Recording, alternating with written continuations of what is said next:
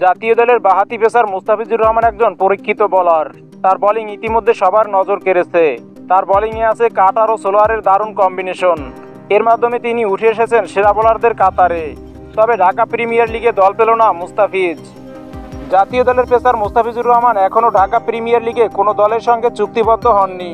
গত আসরে prime bank cricket ক্লাবের হয়ে খেলা মুস্তাফিজ এবার অনলাইনে দলবদলের টোকেন নিয়েছেন। তবে নতুন কোনো দলের হয়ে সেই টোকেন জমা দেননি। মুস্তাফিজ দল না পাওয়ার কারণ হলো পারিশ্রমিক নিয়ে বোনাবুনি না হওয়া।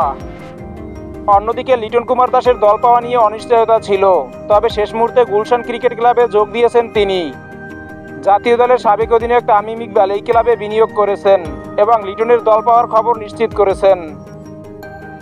মুস্তাফিজের দল না পাওয়া প্রসঙ্গে তামিম ইকবাল বলেন, খুবই দুর্ভাগ্যজনক, কারণ তারা জাতীয় দলের পরীক্ষিত ক্রিকেটার। তাদের অবশ্যই প্রিমিয়ার লিগ খেলা উচিত।